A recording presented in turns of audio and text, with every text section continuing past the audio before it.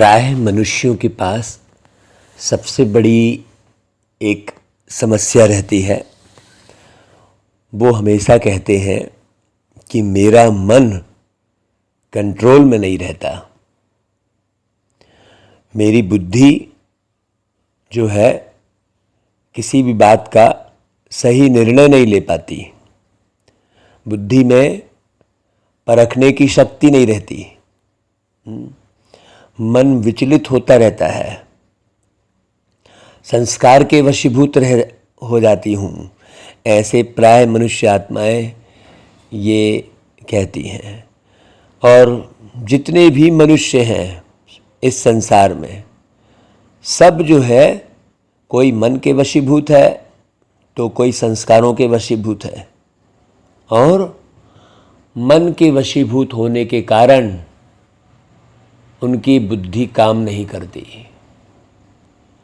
अगर आपकी बुद्धि काम नहीं कर रही है, कोई परिस्थिति में आपको समझ विकसित नहीं हो रही है, बहुत गौर करने की बात है ये, है ना।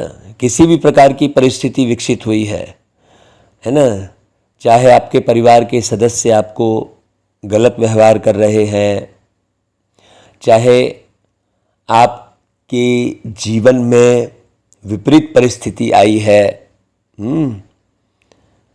तो आप विचलित कब होते हैं? जब आपकी बुद्धि काम नहीं करती है, बुद्धि में समझ विकसित नहीं होती है। तो बुद्धि में जब समझ विकसित नहीं होती है तो मन विचलित होता है, दुखी होता है। देखो, बहुत बारीक बात एक समझना कि मन दुखी होता है कहते हैं, बुद्धि दुखी होती है नहीं बोलते, है ना भाई। मन विचलित होता है कहते हैं, बुद्धि विचलित होती है ये भी नहीं कहेंगे। दिमाग खराब हो गया कहेंगे, बुद्धि खराब हो गई, हाँ बुद्धि भ्रष्ट हो गई कहते हैं। मन और बुद्धि के लिए अलग अलग बातें हैं। इसका मतलब यही हुआ, ये आत्मा में मन और बुद्धि दो विशेष, चाहे इन्हें इंद्रिय कहो चाहे शक्ति कहो, है ना, चाहे इन्हें जो है जो भी नाम दे दो, कहते हैं मानसिक शक्ति, बौद्धिक शक्ति और संस्कारों की शक्ति, तीन शक्तियां कहते हैं। अब इन्हें तीन इंद्रियां भी कह सकते हैं, सूक्ष्म इंद्रियां। अगर इन पर कंट्रोल नहीं है तो जीवन पूरा नष्ट हो जाता है।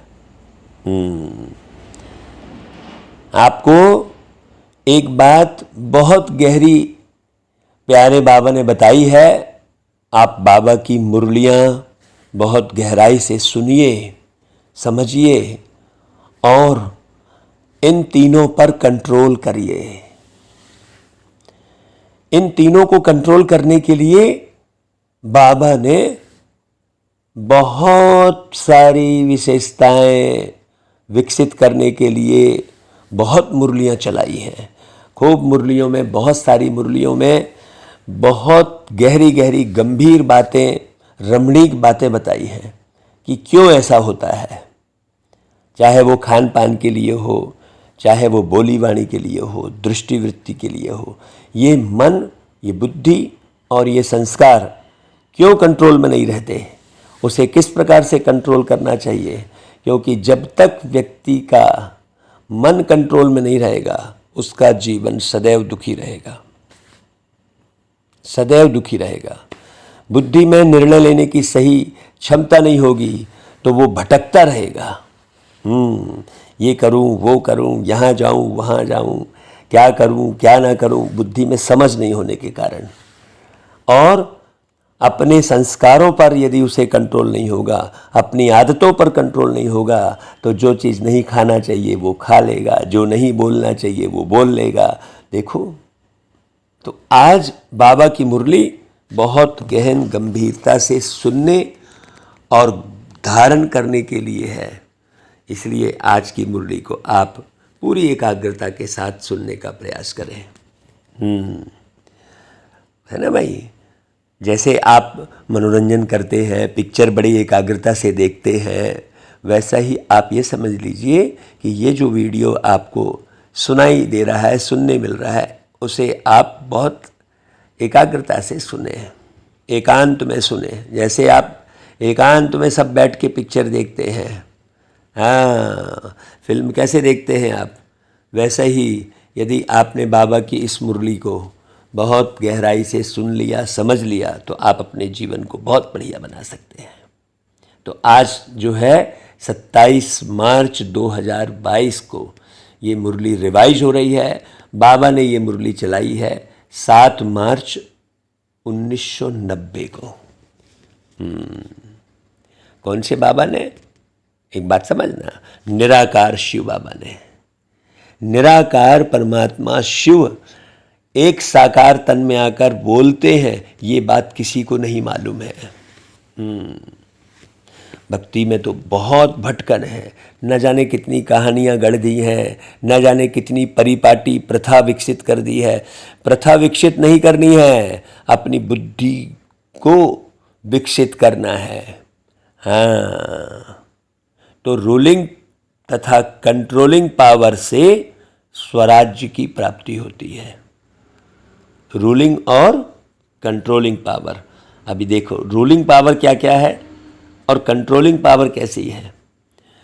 उससे स्वराज्य, स्वराज्य मतलब स्वयं पर राज्य करना। स्वयं पर राज्य करना माने अपने कर्मेंद्रियों पर राज्य करना। अब व्यक्ति कर्मेंद्रिय किसे समझता है? आँख, नाक, कान, मुख, हाथ, इसे कर्मेंद्रिय समझता है ना। जबकि मूल कर्मेंद्रियाँ क्या है उसकी? मन, बुद्धि और संस्कार, ये मुख्य कर्मेंद्रियाँ हैं। आँख आप चाहो बंद करना तो बंद हो जाएगी, हाथ जिधर उठाना चाहो उठा सकते हो, लेकिन मन को जिधर टिकाना चाहो वहाँ टिका सकते हो क्या? मूल बात है ना समझने की। तो आज बच्चों के स्नेही बाप दादा, अब इतनी मीठी पढ़ाई कौन पढ़ाएंगे भाई? अगर पिता पढ़ाई पढ़ाने लगे तो कितनी खुशी होती है भाई।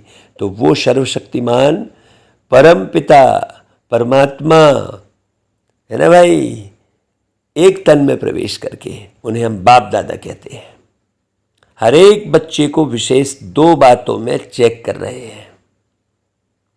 क्या चेक कर रहे हैं भाई? स्नेह का प्रत्यक्ष स्वरूप बच्चों को संपन्न और संपूर्ण बनाना है, क्योंकि बाबा बहुत प्यार करते हैं। तो एक ही मकसद है बाबा के आने का कि जितने भी मनुष्य आत्माएं, बच्चे हैं, वो ज्ञान को सुनकर समझकर संपन्न और संपूर्ण बने। संपन्न और संपूर्ण का मतलब क्या हुआ भाई? कि पूरी तरह से खुशनुमा जीवन जिए, प्रेम भरा जीवन जिए, आपस में बहुत रूहानी प्यार हो। यह है संपूर्णता, है ना। संपन्नता, संपन्नता और संपूर्णता। अभी दुनिया में संपन्नता कैसे कहते हैं भाई? संपन्नता की परिभाषा ही बदल दी है। जिसके पास खूब महल माणिक, घोड़े, गाड़ी, बंगले, फार्म हाउस, ज़मीन हो, उसे संपन्न कहते हैं। और बाबा की नज़र में संपन्न कौन है? जिसके पास शांति है, सुख है, आनंद है, वो संपन्न कहलाता है बाबा की नज़र में, अर्थात परमात्मा की नज़र में। बड़ी गहरी बात समझना भाई।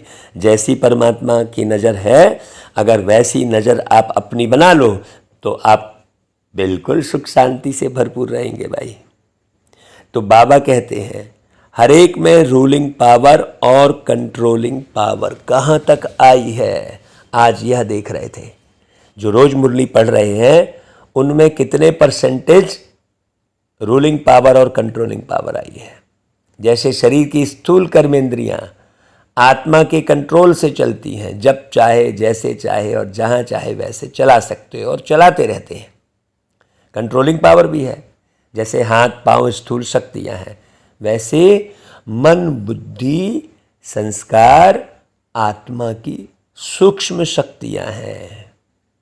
सूक्ष्म शक्तियों के ऊपर कंट्रोल करने की पावर, अर्थात मन बुद्धि को, संस्कारों को जब चाहे, जहाँ चाहे, जैसे चाहे, जितना समय चाहे, ऐसे कंट्रोलिंग पावर, रूलिंग पावर आई है।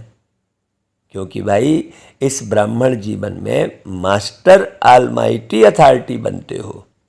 इस समय की प्राप्ति सारे कल्प राज रूप और पुजारी के रूप में चलती रहती है। ये आधार है पूरे कल्प का। ये जो समय है, इस समय को भी जो पहचान लिया तो वो ना तो कभी अमृत वेले मिस करेगा, ना तो वो कभी मुरली मिस करेगा, और ना ही अपना कभी कहीं पर व्यवहार खराब करेगा। हाँ, ना अपने मन को अशांत करेगा, जिसने इस समय को पहचान लिया। क्योंकि यही वो समय है जब अपने मन को परमात्मा के साथ जोड़कर कल्प कल्प के लिए मजबूत बना सकता है। भाई दुनिया में भी एक समय होता है ना भाई, बरसात के समय में किसान खुश हो जाता है क्योंकि उस समय उसकी फसल होने वाली होती है। समय होता है हर एक चीज़ का। ऐसे ही इस बेहद के समय को भी पहचानो भाई। है ना भाई। जितना ही आधा कल्प विश्व की राज्य सत्ता प्राप्त करते हो, उस अनुसार ही जितना शक्तिशाली राज्य पद व पूज्य पद मिलता है, उतना ही भक्ति मार्ग में भी श्रेष्ठ पुजारी बनते हो। भक्ति में भी श्रेष्ठ आत्मा की मन बुद्धि संस्कारों के ऊपर कंट्रोलिंग पावर रहती है जो भक्त होते हैं। भक्तों में भी नंबरवार शक्तिशाली भक्त बनते हैं, अर्थात जिस इष्ट की भक्ति करने चाहे, जितना समय चाहे, जिस विधि से करने चाहे, ऐसी भक्ति का फल भक्ति की विधि प्रमाण संतुष्टता, एकाग्रता, शक्ति और खुशी को प्राप्त करते हैं। लेकिन राज्य पद और भक्ति के शक्ति की प्राप्ति का आधार क्या है? यह ब्राह्मण जन्म है। देखो ऐसा जन्म मिला आपको। ये ब्राह्मण जन्म कोई साधारण थोड़ी है भाई। कितनी जो है फिक्र रहनी चाहिए इस जन्म की आपको, और कितना फकुर रहना चाहिए इस जन्म का कि वाह, मैं ब्राह्मण जन्म प्राप्त किया हूँ। शारीरिक रूप की बात नहीं चल रही है यहाँ पर। हाँ, ये ब्राह्मण जो है कोई शारीरिक जाति, शारीरिक धर्म नहीं है। ब्राह्मण का अर्थ हम पहले भी मुरलियों में बहुत अच्छे से बताए हैं, आप पिछली मुरलियाँ अच्छे से पढ़ना। तो इस संगम युग का छोटा सा एक जन्म सारे कल्प के सर्व जन्मों का आधार है। तो अभी आपको कितना अलर्ट रहना चाहिए भाई। जैसे राज्य करने में विशेष बनते हो, वैसे ही भक्त भी विशेष बनते हो, साधारण नहीं। द्वापर युग से जो भक्ति शुरू होती है, भक्तमाला वाले भक्त अलग हैं, लेकिन आप ही पूज्य, आप ही पुजारी आत्माओं की भक्ति भी विशेष है। ये बड़ी गहरी बात कर रहे हैं बाबा। इसे हर ब्राह्मण आत्मा समझ जाए ये भी नहीं है। देखो, आपकी भक्ति और दुनिया वालों की भक्ति बहुत अंतर है। बहुत सारे लोग आप ही पूज्य और आप ही पुजारी नहीं है, लेकिन आप स्वयं की भक्ति करते हो। बहुत अच्छे से बात समझना भाई। यहाँ पर जब आप स्वयं के निर्माण की तरफ बहुत गहराई से इस संगम युग पर ध्यान देते हो, तो आप मनुष्य से देवता बनते हो। फिर देवता से जब मनुष्य बनते हो तो आप अपने ही मूर्तियों की पूजा करते हो। सारा संसार नहीं करता। यहाँ पर बहुत सुंदर बात बता रहे हैं बाबा। तो आज बाप दादा बच्चों के इस मूल आधार जन्म को देख रहे थे। बाबा, इतनी ऊंची पढ़ाई, सोचो कितनी ऊंची पढ़ाई है ये। आदि से अब तक ब्राह्मण जीवन में रूलिंग पावर, कंट्रोलिंग पावर सदा और कितने परसेंटेज में रही है। आधार है भाई ये। जब से ब्राह्मण बने, जब से आपको बाबा मिला, जब से आप बाबा की पढ़ाई पढ़ना शुरू किए, तब से लेकर, चाहे आप 50 साल से सुन रहे हो मुरली, चाहे 5 साल से सुन रहे हो, चाहे 2 साल से सुन रहे हो, चाहे 2 महीना हुआ है, कितनी कंट्रोलिंग पावर और रूलिंग पावर आई है, कितने परसेंटेज में। इसमें भी पहले अपने ही सूक्ष्म शक्तियों की रिजल्ट को चेक करो, बाबा कह रहे हैं। रिजल्ट में क्या दिखाई देता है? इन विशेष 3 शक्तियों मन, बुद्धि, संस्कार पर कंट्रोल हो तो इसको ही स्वराज्य अधिकारी कहा जाता है। जैसे जैसे भाई भूख लगी है तब आप कुछ खा रहे हो, और मन हो गया तो खा रहे हो, दोनों में अंतर हो गया। इच्छा हुई जरा मीठा खाने की, इच्छा हुई जरा नमकीन खाने की, इच्छा हुई जरा तम्बाकू खाने की, चाय पीने की, ये सब इच्छा है, ये शारीरिक आवश्यकता नहीं है। देखिए, ये एक उदाहरण के लिए हम बता रहे हैं आपको। ये मन में कंट्रोल नहीं है, मन में इच्छा हो रही है, बोले भूख नहीं है शरीर की। शरीर को अच्छे से समझ के यदि हम जीवन जीते हैं, मन को समझ के यदि जीवन जीते हैं, तो बहुत सुंदर जीवन का निर्माण होता है ना भाई। तो यह सूक्ष्म शक्तियां ही स्थूल कर्मेंद्रियों को संयम और नियम पर चला सकती हैं। आपका शरीर, तन बार बार क्यों बिगड़ रहा है? क्योंकि आपका मन बिगड़ा हुआ है भाई। इसलिए आपका तन बिगड़ रहा है। जिसका मन अपने कंट्रोल में है तो उस तन को भी अच्छे अपने कंट्रोल में कर लेगा। कैसे भाई? मन कंट्रोल में नहीं है, स्वाद के वशीभूत हो गया तो खा लिया जाए जो भी। बुद्धि कंट्रोल में नहीं है, समझ की शक्ति नहीं है, तो ले लिया निर्णय चाहे जो भी। अरे बहुत बड़ी गलती कर दी भाई मैंने, ऐसा मुझे नहीं करना चाहिए था। कब होता है? बुद्धि में निर्णय क्षमता नहीं होने के कारण, परखने की शक्ति नहीं होने के कारण ये सारी गलतियां होती हैं। तो मूल कंट्रोलिंग कहाँ करना है? बाबा ने सिखाया।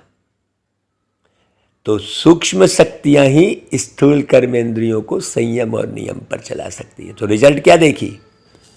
क्या रिजल्ट देखी बाबा ने? जब, जहां और जैसे, इन तीनों बातों में अभी यथाशक्ति है, सर्वशक्ति नहीं है लेकिन यथाशक्ति। हाँ, फिर क्या कह देते हैं लोग कि जितनी शक्ति भाई उतनी भक्ति। भाई शक्ति कहाँ से आ रही है? बहुत बारीक समझने की बात है। जितनी शक्ति उतनी भक्ति क्यों? शक्ति नहीं है क्या? सारी दुनिया में लोग यथाशक्ति ही कार्य करते हैं। यथाशक्ति क्यों? क्योंकि है नहीं। जिसको डबल विदेशी अपनी भाषा में समथिंग अक्षर यूज करते हैं। हाँ, तो इसको ऑलमाइटी अथॉरिटी कहेंगे क्या? यथाशक्ति को ऑलमाइटी अथॉरिटी कहेंगे क्या? माइटी तो है लेकिन ऑल है।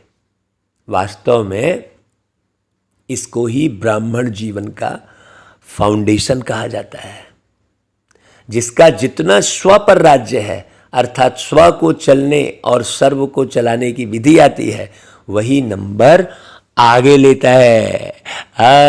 कितने लोगों को आप कंट्रोल कर सक रहे हैं? जो व्यक्ति स्वयं को कंट्रोल कर सकता है वो हजारों लाखों लोगों को कंट्रोल कर सकता है। जो अपने एक मन को कंट्रोल नहीं कर सकता वो दूसरे मन को कैसे कंट्रोल करेगा? सोचने की बात है। तो ज्ञान बहुत उठाओ भाई बाबा का। तो इस फाउंडेशन में अगर यथाशक्ति है तो ऑटोमेटिकली नंबर पीछे हो जाता है। जिसको स्वयं को चलाने और चलने आता है वह दूसरों को भी सहज चला सकता है, अर्थात हैंडलिंग पावर आ जाती है, जिसको कहते हैं मैनेजमेंट पावर। सिर्फ दूसरे को हैंडल करने के लिए हैंडलिंग पावर नहीं चाहिए। जो अपनी सूक्ष्म शक्तियों को हैंडल कर सकता है वह दूसरों को भी हैंडल कर सकता है। तो स्व के ऊपर कंट्रोलिंग पावर, रूलिंग पावर सर्व के लिए यथार्थ हैंडलिंग पावर बन जाती है। चाहे कोई ज्ञान में चल रहा हो या ना चल रहा हो, है ना। चाहे ज्ञान में चलने वाली आत्माएं हो, चाहे ज्ञान में न चलने वाली आत्माएं हैं, सभी आत्माओं को सेवा द्वारा हैंडल करो। देखो, चाहे ब्राह्मण परिवार में स्नेह संपन्न, संतुष्टता संपन्न व्यवहार करो, दोनों में सफल हो जाएंगे।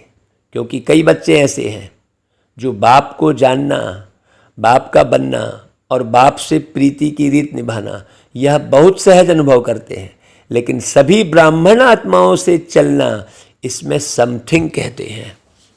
इसका कारण क्या? बाप से निभाना सहज क्यों लगता है भाई? क्योंकि बाबा से दिल का प्यार अटूट है। प्यार में निभाना सहज होता है। जिससे प्यार होता है उसका कुछ शिक्षा का इशारा मिलना भी प्यारा लगता है, और सदैव दिल में अनुभव होता है कि जो कुछ कहा मेरे कल्याण के लिए कहा, क्योंकि उसके प्रति क्या है? दिल की श्रेष्ठ भावना होती है। तो जैसे आपके दिल में उनके प्रति श्रेष्ठ भावना है, वैसे ही आपकी शुभ भावना का रिटर्न दूसरे द्वारा भी प्राप्त होता है। जैसे भाई इस पर एक कहानी सुनाते हैं ना कि एक बाप जो है अपने बच्चे को पहाड़ के ऊपर लेके गया, तो बच्चा जो है थोड़ा सा हैरान परेशान हो गया, तो ज़ोर से चिल्लाने लगा।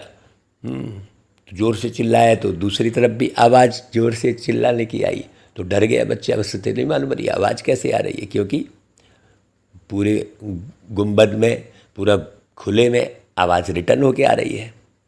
तो वो डर गया, तो बोले ये कौन चिल्ला रहा है हमारे ऊपर? तो पिताजी ने कहा, देखो तुम प्यार से बोलोगे तो वो भी प्यार से बोलेगा। ऐसा शिक्षा देने के लिए, बच्चे को शिक्षा देने के लिए ये कहा। ऐसी एक कहानी है ना भाई। बाबा वही कह रहा है, जैसे गुंबज में आवाज़ करते हो तो वही आवाज़ लौट कर आपके पास आती है। तो जैसे बाप के प्रति अटूट, अखंड, अटल प्यार है, श्रेष्ठ भावना है, निश्चय है, ऐसे ब्राह्मण आत्माएं नंबरवार होते हुए भी आत्मिक प्यार अटूट, अखंड है। वैरायटी चलन, वैरायटी संस्कार देखकर प्यार करते हैं तो यह अटूट और अखंड नहीं होता है। बहुत ध्यान से सुनना भाई, समझना।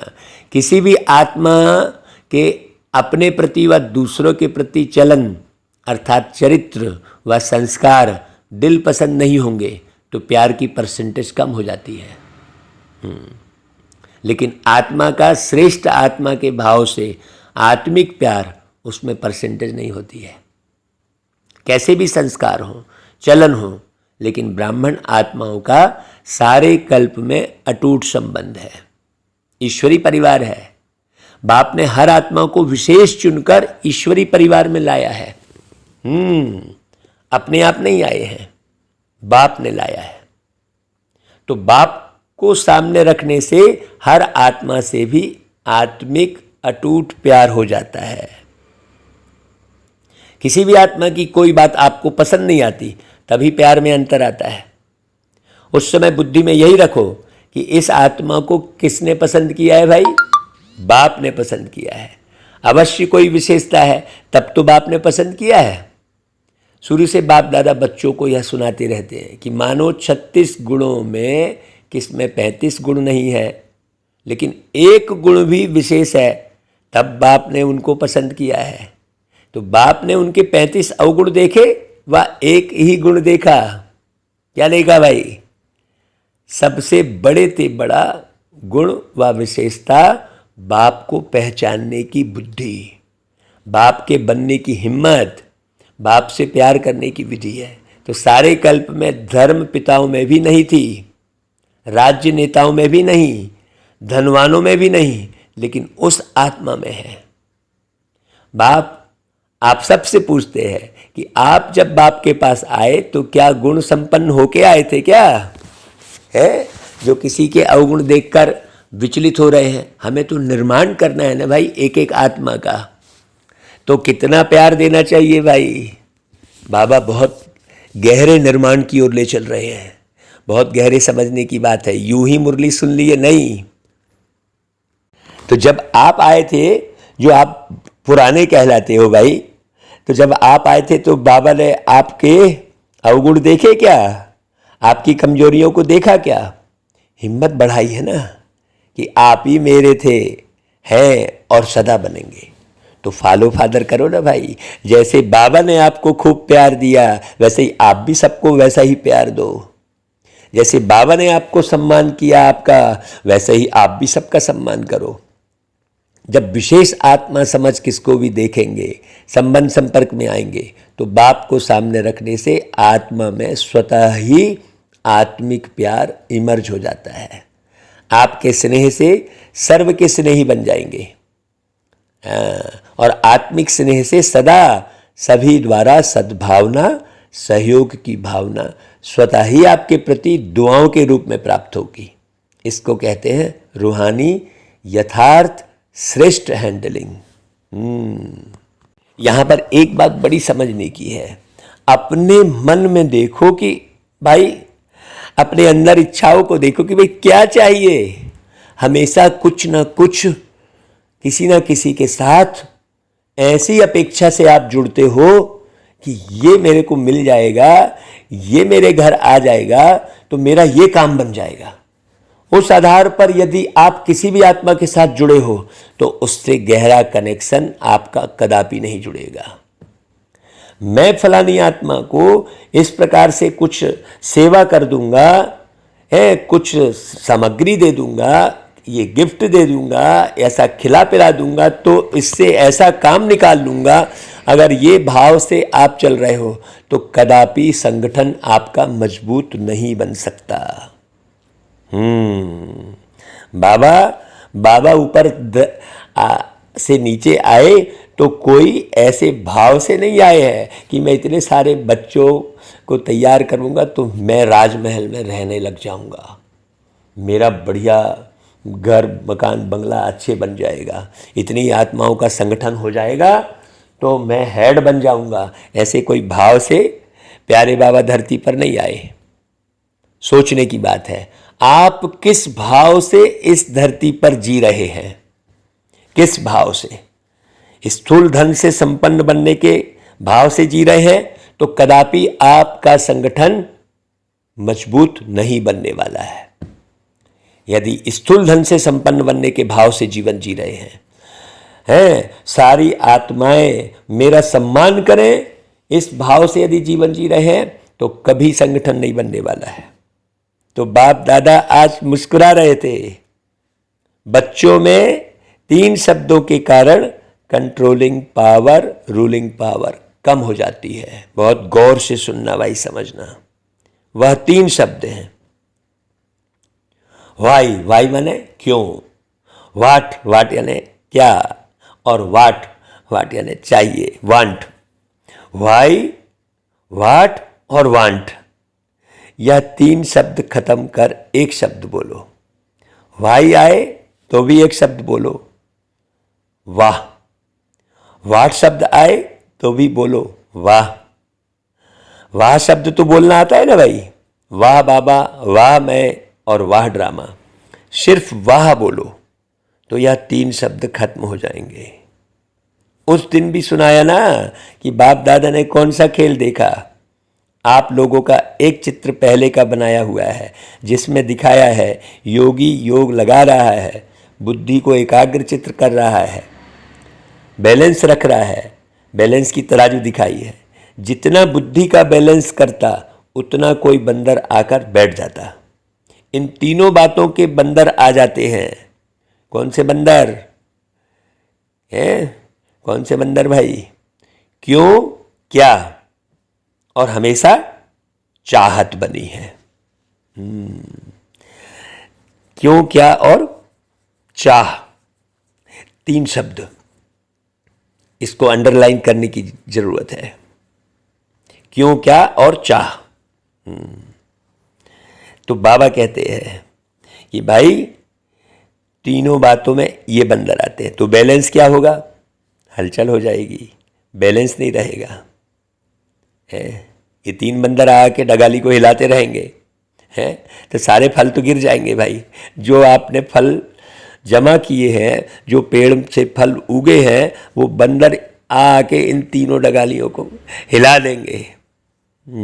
यही 3 जो है, कौन सी 3 डगाली हिला रहे हैं, मन, बुद्धि और संस्कार की डगाली, तो प्राप्ति खत्म। तो यह 3 शब्द बैलेंस को समाप्त कर देते हैं, बुद्धि को नचाने लगते हैं। बंदर आराम से बैठ सकता है क्या? हाँ, और कुछ नहीं तो पूंछ को हिलाता रहेगा।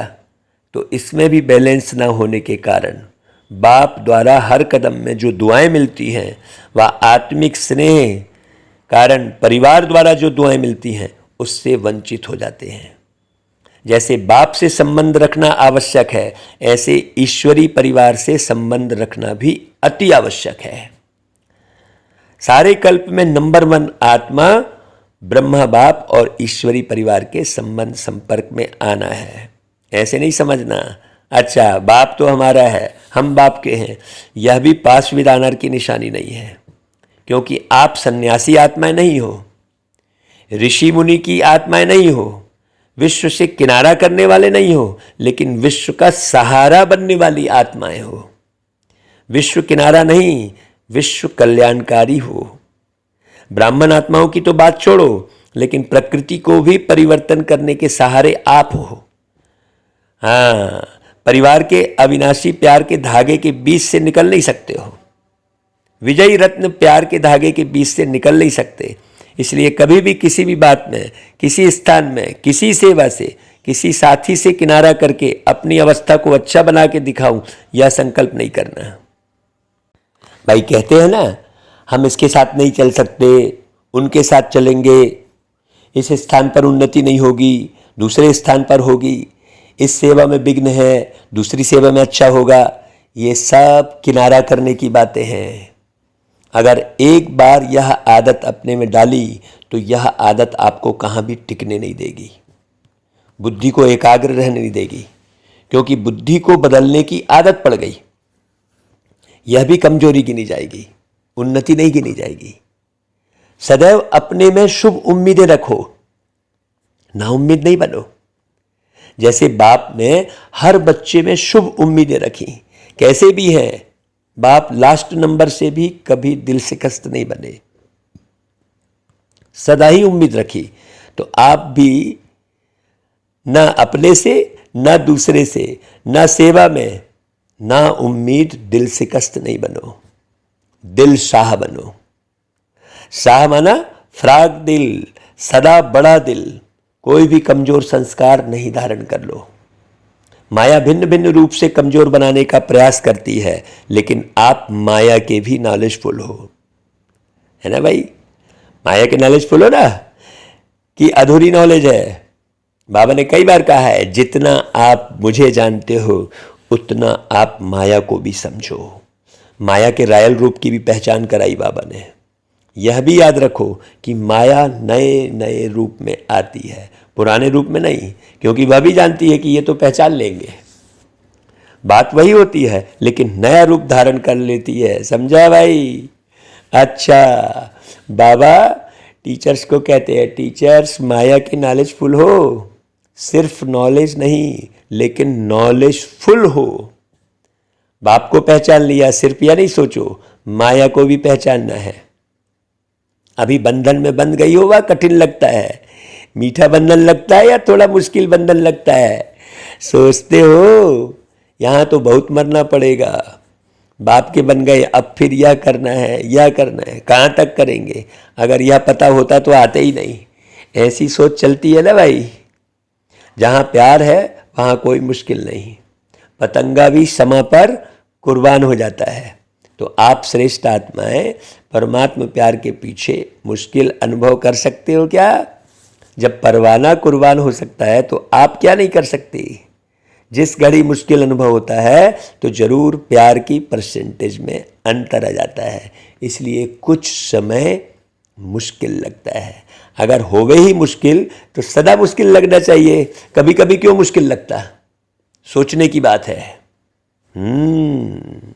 अगर मुश्किल ही है तो पूरे समय वो मुश्किल महसूस होनी चाहिए ना भाई। परमात्मा और आपके बीच में कोई बात आ जाती है, इसीलिए मुश्किल हो जाता है और परसेंटेज में फर्क पड़ जाता है। वह बीच से निकाल दो तो फिर सहज हो जाएगा। बाप दादा सदा कहते हैं, टीचर्स अर्थात सदा स्वयं हिम्मत में रहने वाली और दूसरों को हिम्मत देने के निमित्त बनने वाली। नहीं तो भाई टीचर बनी क्यों भाई। टीचर माना ही स्टूडेंट के निमित्त है, कमजोर को हिम्मत दे आगे बढ़ाने की सेवा के निमित्त हो। सफल टीचर की पहली निशानी यह होगी, वह कभी हिम्मतहीन नहीं बनेगी।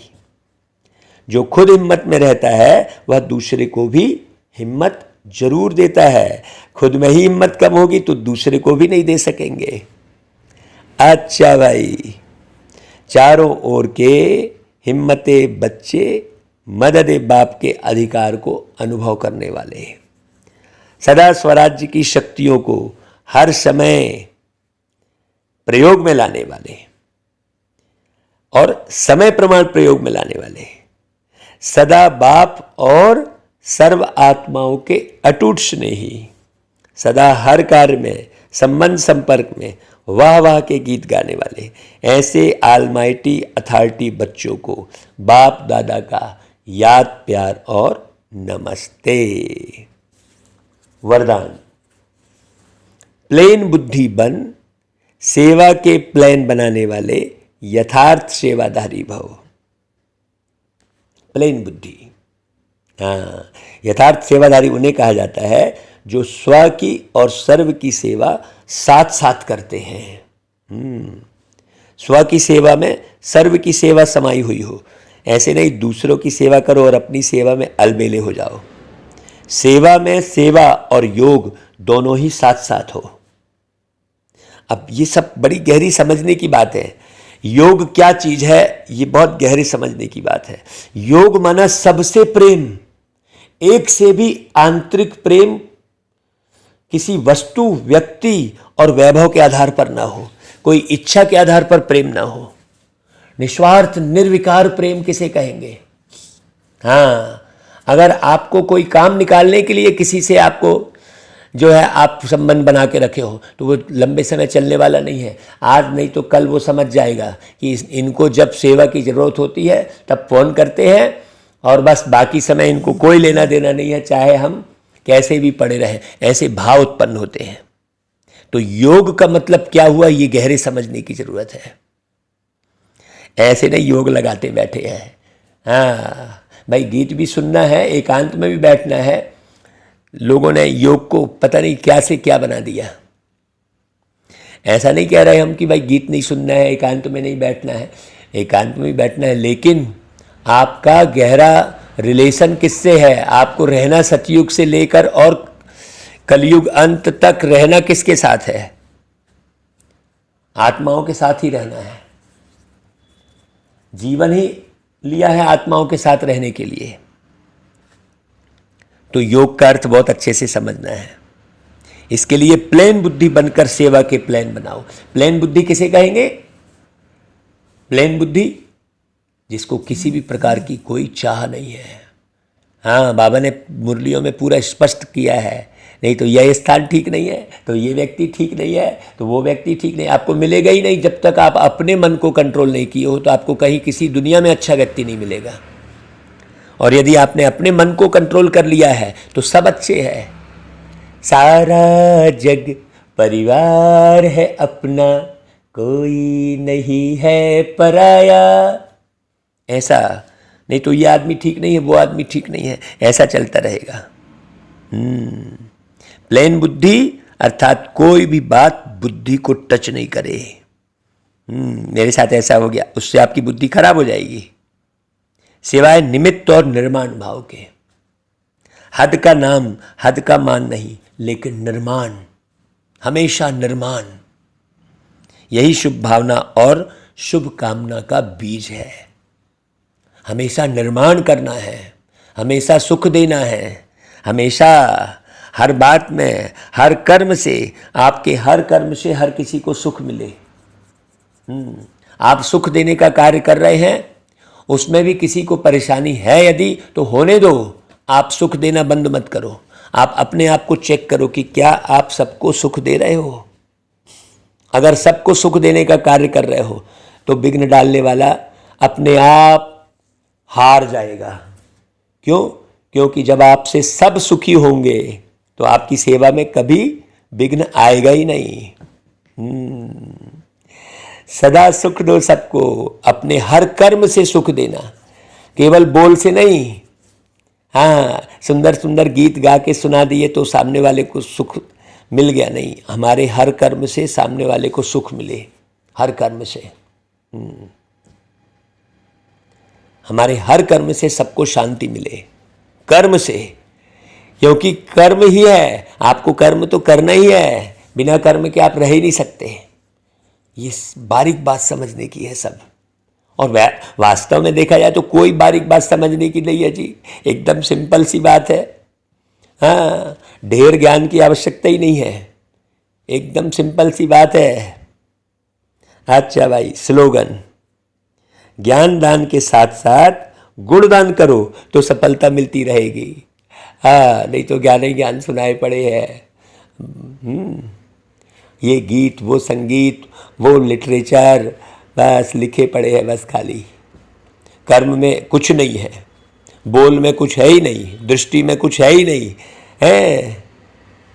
सोचो, अंदर में इच्छाएं अनंत हैं, भरी पड़ी हैं, ये चाहिए वो चाहिए, मुझे ये करना है वो करना है, बस उसी में लगे हुए हैं, न्यारे बने ही नहीं हैं। तो कहाँ से भाई आपको सुकून शांति मिलेगी? कहाँ से आपका योग लगेगा? कहाँ से आप संपन्न बनेंगे? कदापि नहीं। हाँ, खूब मेहनत करके, खींचतान करके, इधर उधर भटक भुटकी के आप धन खूब इकट्ठा कर लेंगे, खूब महल माणिक बना लेंगे, लेकिन सुकून शांति कदापि नहीं रहेगी। खूब ऊंचा पद पालेंगे, हाँ, राज्य के मुखिया, देश के मुखिया, वार्ड के मुखिया बन जाएंगे, लेकिन सुख शांति नहीं रहेगी। अंदर में सुकून नहीं रहेगा। और जो सबकी सेवा करता है, निस्वार्थ भाव से करेगा, वो एकदम सुकून शांति से, बढ़िया नींद भी उसको अच्छी आएगी, स्वास्थ्य भी बढ़िया रहेगा, मस्ती में रहेगा। अच्छा भाई, ओम शांति।